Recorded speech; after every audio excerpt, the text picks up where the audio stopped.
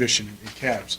What's going to stop if we allow regulations to say some guy saying he has a transmitting trail camera and he puts it on his trap line, several of them or 20 of them, and says, sits at his house and says, I don't have to check my traps. It'll send me a picture when I catch or something. I don't have to go out and visit every 48 hours because I'm visiting it every 15 minutes. I mean, where does it stop? Where does it end? I mean, I'm just giving you an example of where somebody's going to take it. And I know there's some trappers that will actually take it down that path, trust me. Thank you. Additional cabs?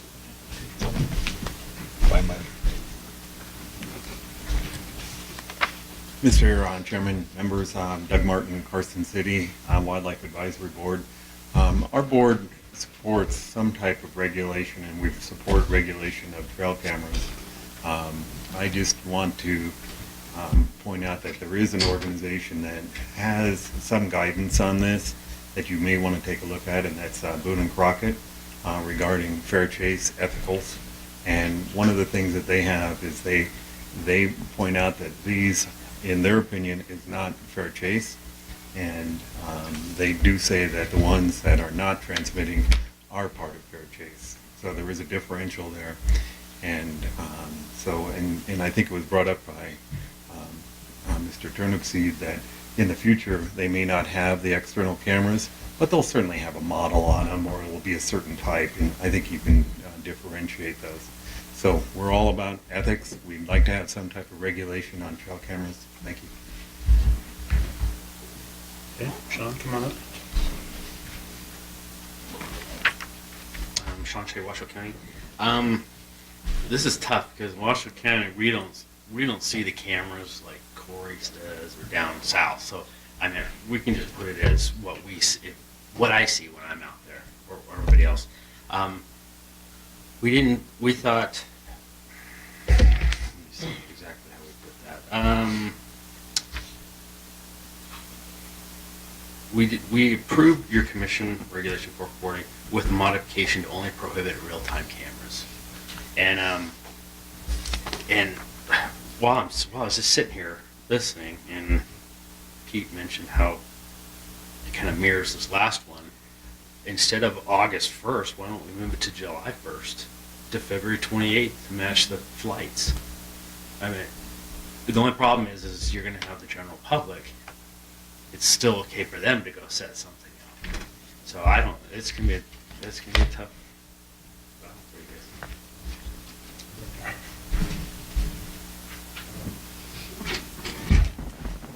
On the watches. This is looking good. For the record, Corey Lytle, Lincoln Cab. We supported it in concept. A lot of discussion on, that balance, common sense and enforcement versus sportsmen policing themselves, and a lot of these other things have been pointed out. Just a couple things I'd like to point out on the ones that send the signal. You do have to have a cell signal. There's lots of areas in the state. My backyard, for example, I don't have cell coverage, so those are still going to get used all over the place. So keep that in mind when we're talking about that. In terms of the water developments, I'd like to add some clarification on, it says artificial basin. I think we need to include some things in there that specifically lay out range improvements, stock ponds, troughs, windmills, but maybe something we ought to discuss.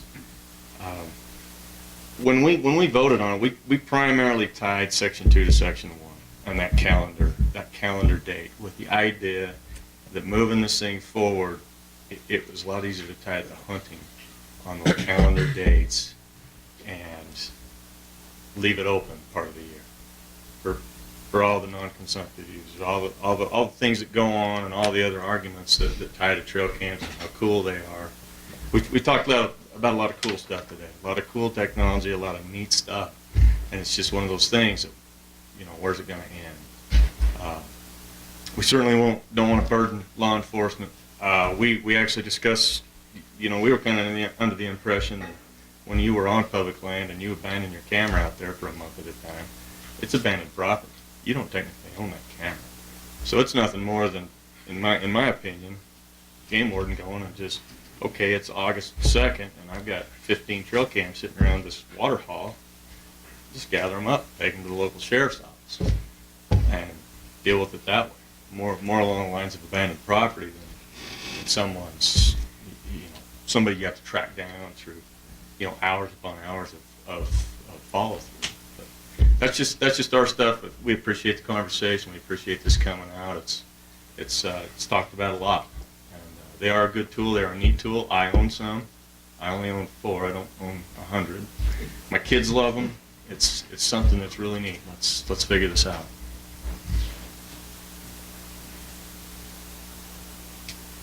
Any county advisory boards that I've missed? Okay, seeing none, public comment on 20E?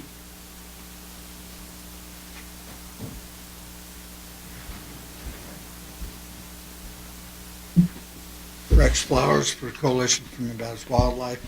We supported this only for transmitting devices. Thank you. Additional public comment?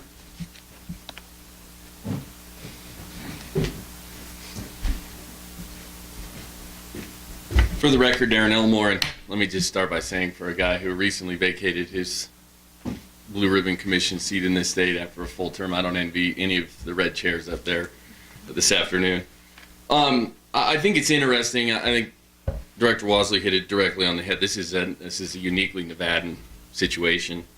I think it's interesting that this agenda item is last, follows mechanical triggers, follows drones, because sportsmen, particularly in this state, have always said that our first concern is the health, care, and well-being of the resource. And we've used that as a pillar to point to in the face of people who want to take away our sporting heritage. So I think it's interesting that we have this discussion in the realm of fair chase, technology, everything that is in that big world of gray. But what concerns me is that if we start picking, as is convenient or publicly popular, within that realm what we are going to regulate or what we aren't, it erodes our ability to point at that pillar of health care and well-being put first. And so I think that this is a uniquely Nevada problem. It is something that needs to be addressed. But other states are going to look at Nevada in the same way that we're looking at them. And something needs to be done that says Nevadans and Nevada sportsmen care first and foremost about the resource. Thank you. Very good. Additional public comment? 20E? Going once, going twice? Right. Oh, I'm sorry. My name is Nigel Maycumber, and I'm representing myself. I caught wind of this just recently and started looking into it, and one thing that I kind of found disturbing, that nobody had mentioned, that there was a study done by NDOW that showed not a majority in favor or not in favor, but that it was acceptable. And I know ethics and fair chase keep being brought up, but is that defined? Do you have the definition that the people of the state feel is fair chase? One of the definitions that I found was the initial question, whether the animal has reasonable opportunity to elude the hunter. And that it has to be looked at from a management standpoint too, on top of the ethics. It's a tool, and not everybody's going to agree with it. And I think that has to be taken into consideration, that people are going to agree with it. And you're dividing the lines and dividing hunters, when what I think we need to be doing as a state is bringing more youth into the sport and teaching them that this is the way things are done, and ethics are taught by your parents and the overall outlook, not determined by one person. Thank you. Okay. Additional public comment, Mr. Jagger?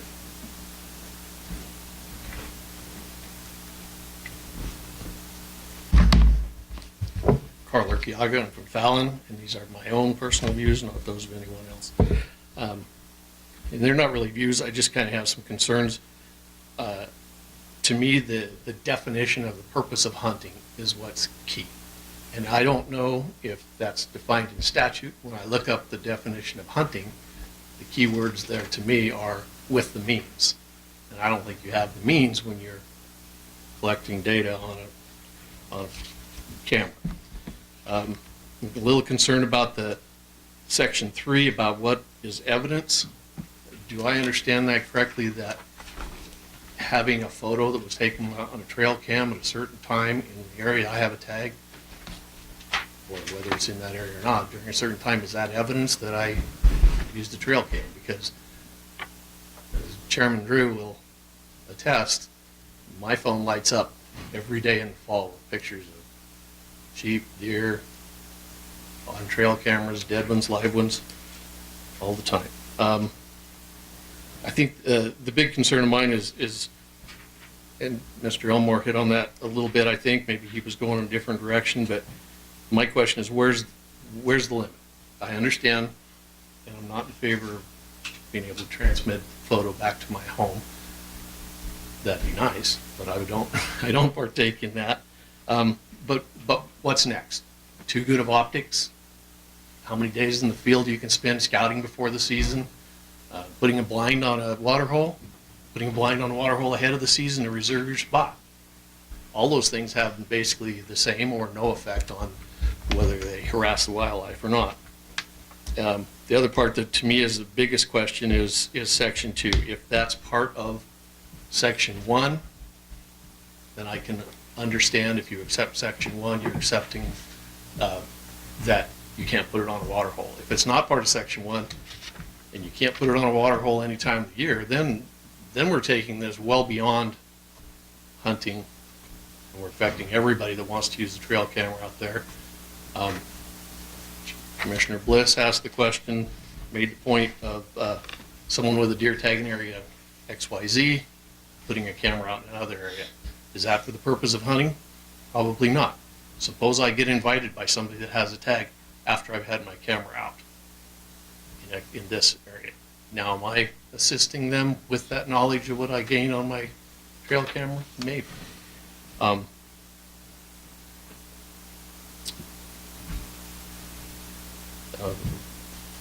So I guess the question would be, is that okay to have a camera out in another area where you don't have a tag? Does having the tag or having the license make you then the hunter in that unit? One reason I'm concerned is that Unit 181 out here, a couple years ago, my brothers and I bought the right to name a guzzler and put my sister's name on it. And I like to run a trail camera there as often as I can because I want to know when that first sheep uses her guzzler. But I never apply for a tag in Unit 181. I have not hunted with anyone in 181. But what if they do get invited? Then am I in violation? Thanks. Thank you. Additional public comment? Ms. Boger, were you, yep, come on up. Anyone else, feel free to come up and stand in line. I know we're getting late in the afternoon, so.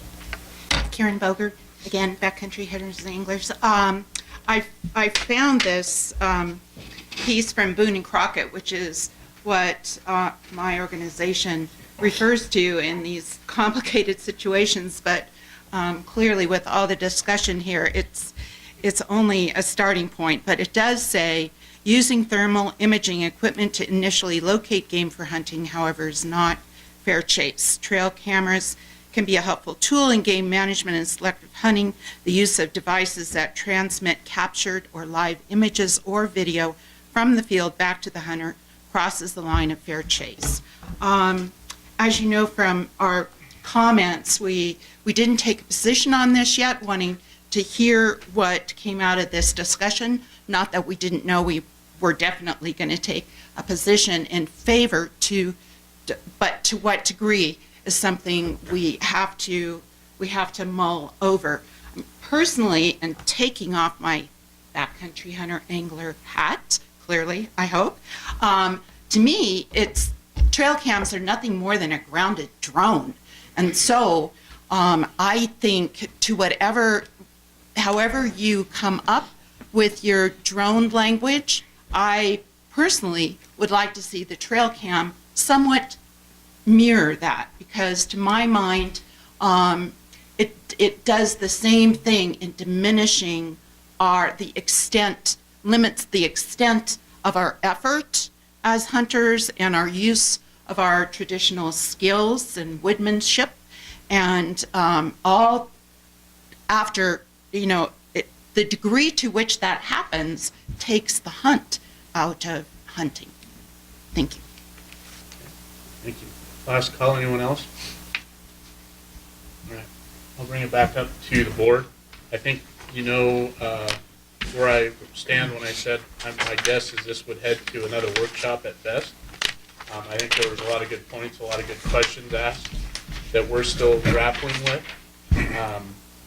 Obviously we've got it off the dime. We do have something drafted here, but I think there's a couple questions that we probably need clarified. One is whether or not we have the ability to place a year-round prohibition or any prohibition at all on offsets from water holes. That may be something we need to seek clarification on.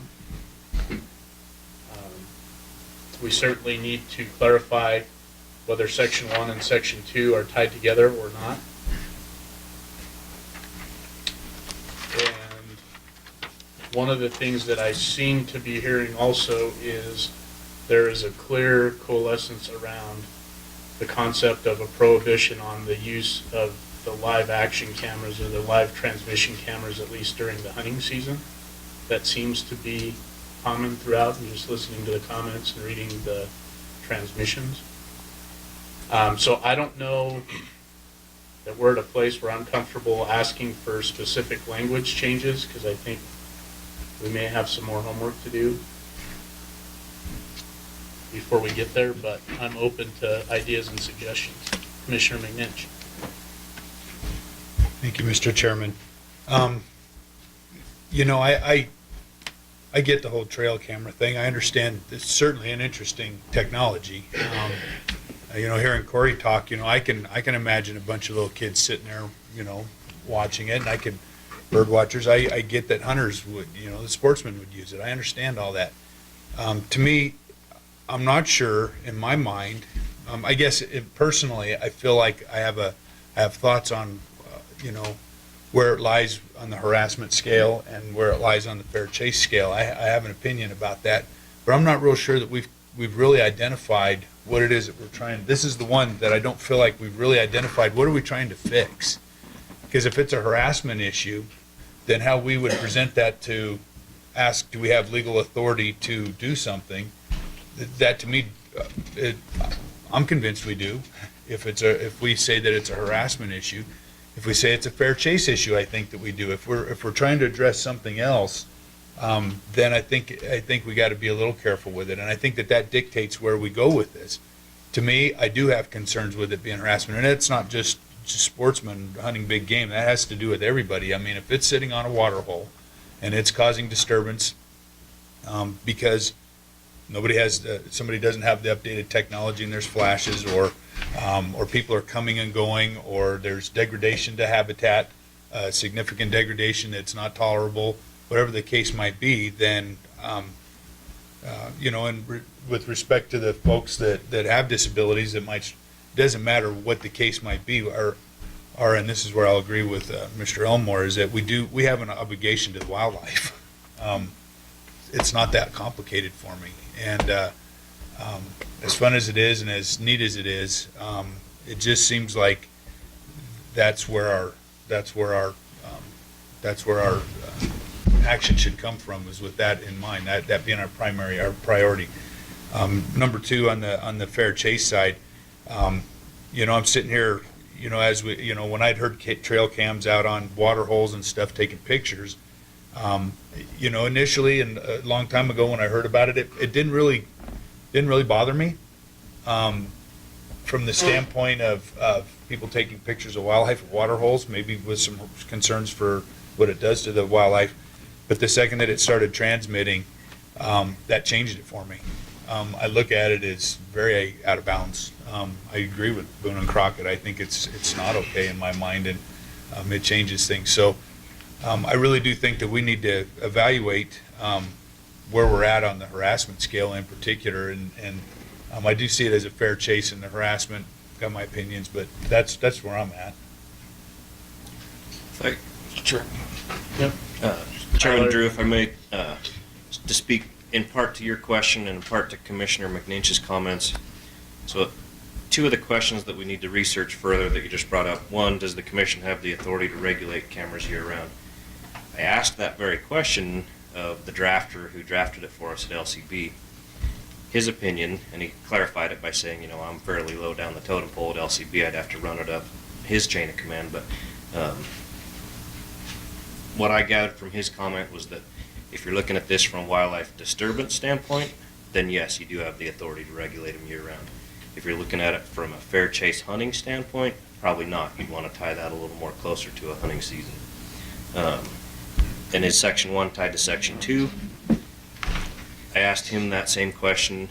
He felt that yes, it was.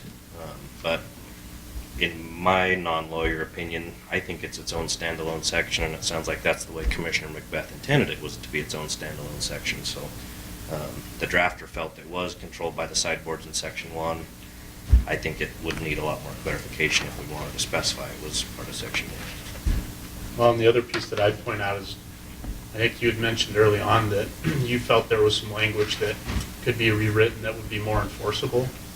And I would really like to see that, to digest it a little bit. Yeah, like I said, what I did there was just sort of an informal survey with a couple of my wardens and said, hey, what do you think of this? Toss it around for a couple days and get back to me. And one of whom I bounce ideas off of all the time because I trust his judgment a lot. He was my field training officer when I started. He said his opinion was sort of rewrite it, but combine Sections 1 and 2 and make the element of the crime the placement of the camera, not the viewing of wildlife or big game or for the purpose of hunting. And if the powers that be or Legislative Council Bureau states or AG's office states that you do have the authority to say this, that the element of the crime to make it more enforceable needs to be it's illegal to place a camera within 200 feet of a water hole from this date to this date. Period. That way the crime is the placement of the camera, not the viewing of big game that we have to prove and open the camera and all that sort of stuff. Right. And that's why I think there's just enough questions that I'm not comfortable proposing specific language change. I would be comfortable working with you to develop maybe some options that we can either ask LCB about, probably ask them first if they're comfortable with different variations before we present it back to this commission, and then we can consider more specific language to go back. I think that's kind of the step I see happening. Whether or not that would happen in May, I don't know, but hopefully by June. Sure. Something along those lines. But other thoughts? It concerns me that you both have stress balls. There's one more down here if you want one. Anybody want one? I might take it. Commissioner Bliss, did you have additional comments at this point? And then I know Commissioner Young, you had one. I guess they've just a comment. Comments that I've heard in the field of just around towns and stuff, visiting with people, is a lot of folks say, "Man, you can't do anything anymore in the mountains because there's cameras everywhere," and that leads into a email blast that went out from Chief Turnipseed with two guys riding a four-wheeler that just poached an elk.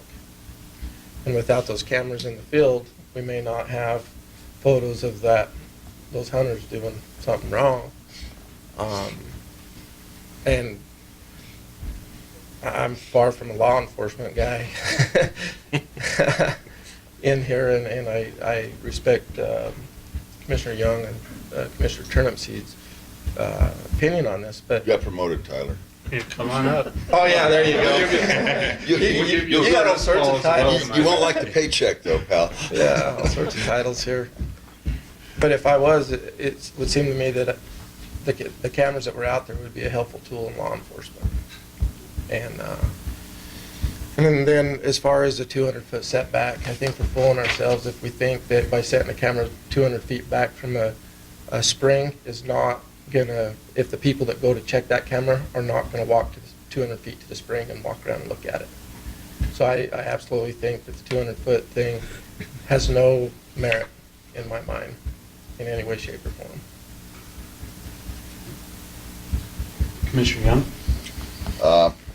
Just my final comments on this is that, I looked at the memorandum that was put out by Endow.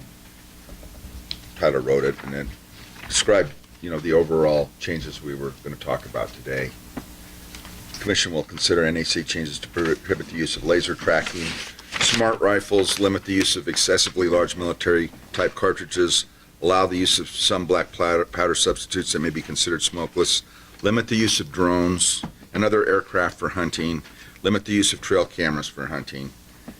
And to me, my ethics are my ethics, and I'll raise my kids the way I raised my kids and teach them how to hunt like my dad taught me to hunt. It's not my place to tell the rest of the world what to use or not to use. I'll hunt the way I want to hunt, which is the old school way, as best as I possibly can. And those that don't want to, I got some friends of mine I work with, are mega millionaires, and they go to this fancy game ranch in Colorado every year and show me pictures of these big elk that they kill every year. And they're monsters, talk about it, and, as far as I'm concerned, they might as well be tied up to a tree, go hunt that way, if that's what you want, because it's a game ranch, it's privately owned, and they raise these bull elk, and there's a fence around there. Hey, if that's the way you want to hunt, that's great. And you think that's hunting? More power to you. You got that big trophy on the wall? Good for you. That's not hunting in my book, but I'm not going to impose my values or the way I believe that the ethical question here that we're posed before us. Everybody's ethics are everybody's business. Unfortunately, when you accept a position on a regulatory body, you're asked to put forth your own ethics, values, and brain power for the betterment of the good of the people. And that's kind of, I think, what our job is. And I respect Chad the hell out of this guy. I love the guy. What he's doing with the the disabled folks and the hunts that he takes them on. I've watched videos. I'm all for them having the ability to use exceptional tools for that. They're a special case, but able-bodied men and women, young people, boys and girls that are able to get out and use their senses, their body, their feet, skill sets that are involved in hunting, to date back to the beginning of time. I think that's what hunting's all about, and I prefer to skip all these things from hunting in every way, shape, or form as possible. I understand the world's changing. I'm just not changing with it. I'm old enough to say I don't have to anymore, but that's kind of where I feel my position is going to be in protecting those certain values with what I think a lot of people in the public expect. I heard some people today that have some really good, in my mind, the mindset that I had, that my dad had, and his dad had in hunting in the state of Nevada. Thank you, Commissioner Young. Commissioner Hudson, did you have a comment? I had one more comment. Well, I guess I'll add this comment and then just kind of close it up. I did have a couple more things to say. The first was to the CAD comments from Clark County. Just your comments triggered something for me. I received toward the end of this year from the FAA's Office of the Chief Counsel, stating that now the unarmed the drones will have to be registered with the FAA. So there will be some type of registration for each drone to a specific entity or person of some sort. So I thought that would be